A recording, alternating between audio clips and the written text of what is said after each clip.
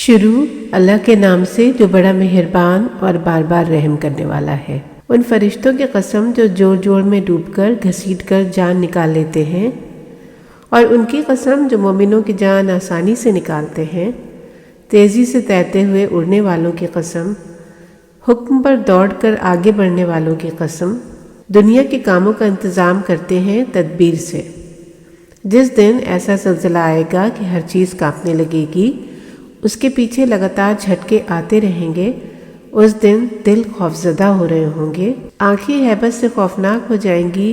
کافر دنیا میں کہے جا رہے ہیں کہ کیا الٹے پاؤں ہماری واپسی ہوگی؟ کیا جب ہم کھوکھلی ہڈی کا چورا بن چکے ہوں گے تب بھی؟ کہتے ہیں کہ تب تو ایسی واپسی میں بہت ہی نقصان ہے۔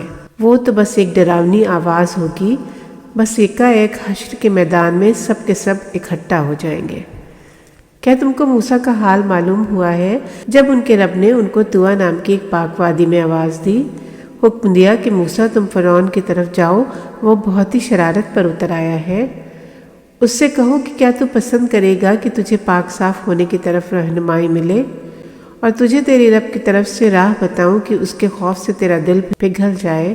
بس موسیٰ نے فرعون کو بڑی سے بڑی نشانی دکھائی، پھر اس نے جھٹلایا اور گناہ پر ڈٹا رہا، پھر پیٹھ پھیر کر بھاگا اور دلیری بتانے لگا، پھر لوگوں کو اکٹھا کیا اور اعلان کر دیا، بلند آواز میں چیخ کر بولا، تمہارا سب سے بڑا رب تو میں ہوں۔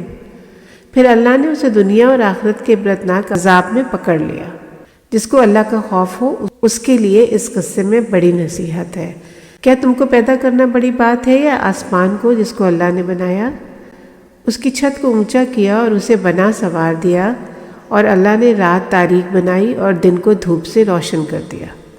اس کے بعد زمین کو بچھا دیا، یہ بھی بڑی کمال کی بات ہے۔ پھر زمین سے اس کا پانی نکالا اور چارہ اگایا، اور پہاڑوں کو زمین پر خوب جما دیا۔ زندگی کا سامان تمہارے اور تمہارے مویشیوں کے فائدے کے لیے کیا۔ بس یاد رکھنا کہ جب وہ بڑی آفت آئے گی، اس دن انسان جو محنت وہ کرتا رہا اس کو یاد کرے گا۔ جہنم سامنے لائی جائے گی، جو دیکھنا چاہے دیکھ لے۔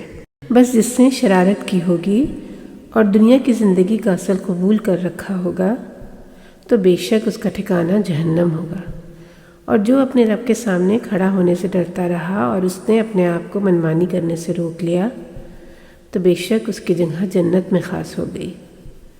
اے پیغمبر صلی اللہ علیہ وسلم، لوگ آپ سے پوچھتے ہیں کہ قیامت کب آئے گی؟ تم کو کیا کام کہ وہ کب ہوگی؟ اس کا منتہا یعنی آنے کا وقت تمہارے رب کو ہی معلوم ہے۔ تم تو ڈر سنانے والے ہو اس آدمی کو جسے قیامت کا کھٹکا لگا ہو۔ جب یہ لوگ قیامت کے دن کو دیکھیں گے تو انہیں ایسا لگے گا کہ دنیا میں ایک شام یا ایک دن سے زیادہ نہیں رہے تھے۔